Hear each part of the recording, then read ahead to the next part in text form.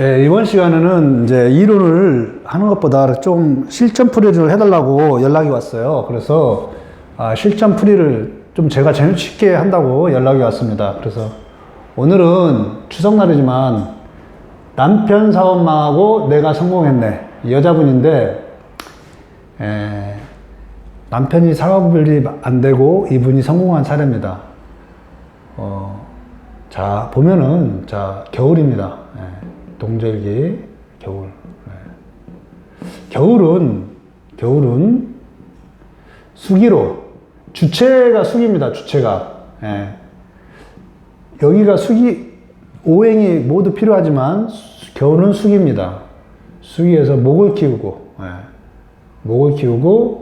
금을 활용해서 목을 키우고, 병화는 목의 지향점이 되고, 금이 쉽게 녹지 않도록 음체양정, 즉 금의 체를 잡아주는 역할을 하는 겁니다.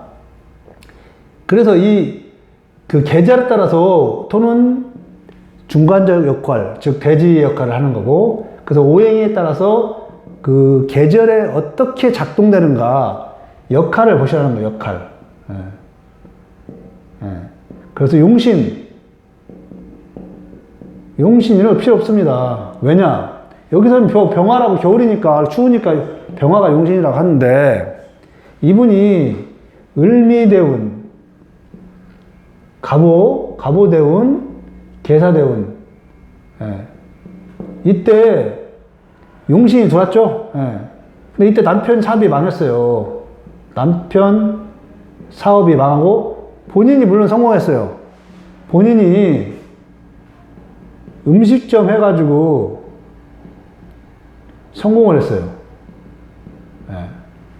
그러면 이때가 용신인데 남편이 사망하고 본인이 음식점을 했나? 용신이면, 그래서 용신이라는 게 무의미한 게,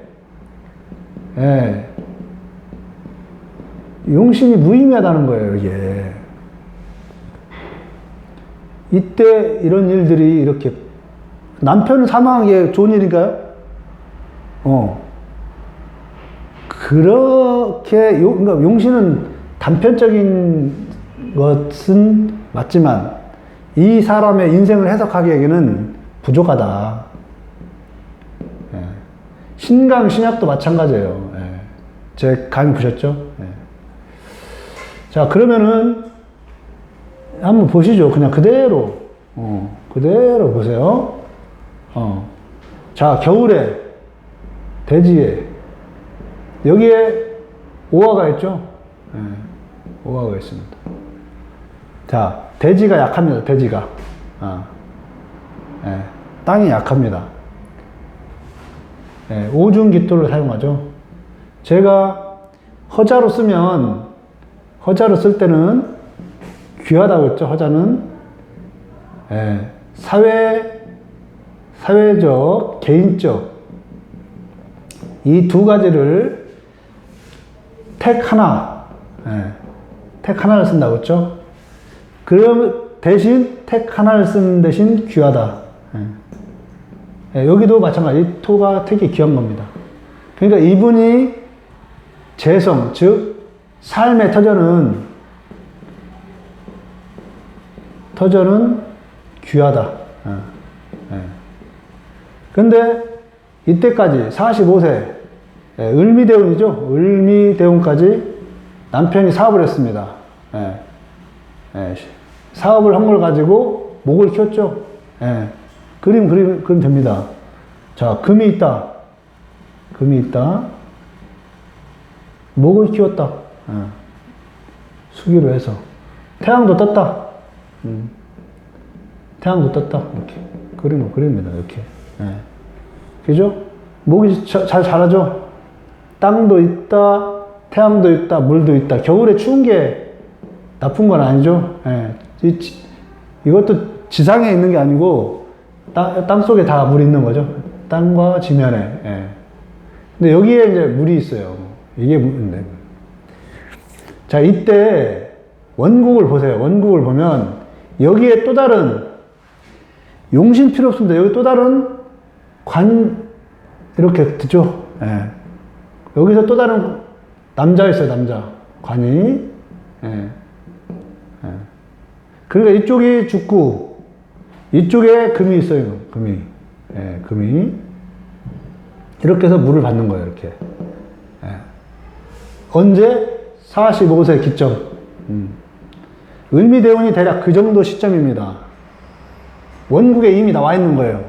이게 동일사주에서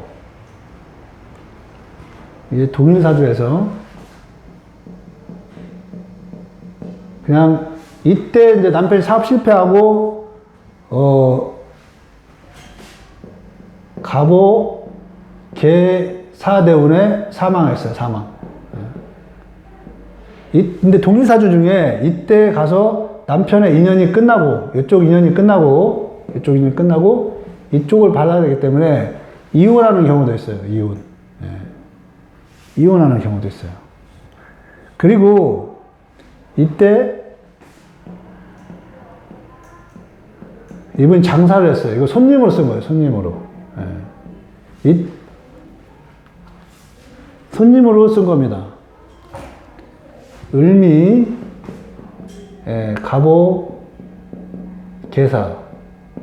예, 이때 사람이 망하고 남편이 이때 돌아가시고, 근데 이때부터 사업을 하신 거예요. 망한 이후로 이분이 사업을 한 거예요.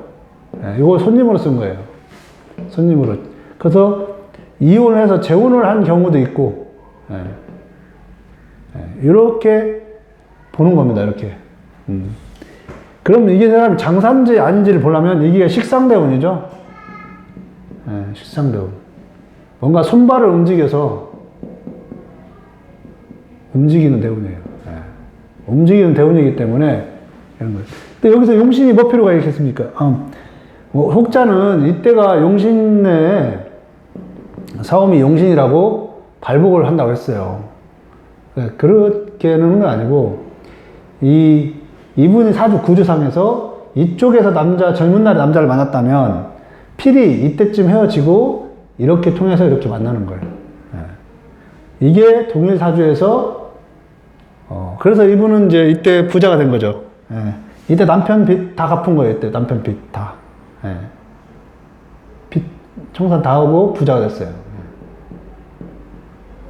이렇게 어른이는데 이게 용신은 왔다고 이런 게 아니고 구조상으로 사주의 구조상을 보는 겁니다. 구조상으로 금이 이게 12운성상으로 사지죠. 예, 사지예요. 사지. 예. 죽을 자리에 앉아 있는 거예요. 그래서 이 사람은 식신이죠. 식신으로 해서 여자 입장에서 인성이잖아요. 받아들여가지고 했는데 45세 이후로 여기서는 새로운 관인상생을 받는 거죠. 새로운 관에서부터 이게 관인상생을 받아서, 근데 이분은 손님으로 쓴 거예요. 그래서 남편 사업 망하고 내가 성공했어. 이분이 이제 이때 남편이 사업을 했는데 망하시고 자기가 이제 사업을 해서 이쪽으로, 이게 손님 쓴 거예요. 손님으로. 예. 그래서 여기서 용신이 필요 없는 거예요. 예. 용신운에, 그럼 이때는 뭔데? 이때는 용신운, 저는 이때 잘 살았어요. 이분이. 예. 병신. 예, 이때 잘 살았어요. 이때 뭐 용신운도 아니잖아요. 여기에 떴다고, 이것도 5년씩 끊어보면 안 됩니다. 또 5년씩 끊어보는 사람 있어요. 5년씩. 이거 안 됩니다. 그래서 원국을 보고 이미, 남편이 이렇게 있네. 그런데 이쪽에 끊어지겠네. 이쪽에서 다시 받겠네. 이때 언제쯤? 45세 경우. 이렇게 판단하고, 이 사람은 이렇게 되는구나. 이렇게 이해를 하시면 됩니다. 그리고 화도 있네. 화가 있어서 이게 얼지 않겠네. 그림을 보라고 했죠. 이렇게 제가 써놨죠. 그림으로 화가 있고. 이렇게 풀이하는 겁니다. 이렇게 사주를 보면서 하나하나 글자의 움직임들을 보면서 판단하면 되겠습니다. 풀이하는 걸 계속 와서 제가 오늘은 사주 풀이하는 방법을 설명드렸습니다. 여러분한테 작은아마 도움이 됐으면 좋겠습니다. 고맙습니다.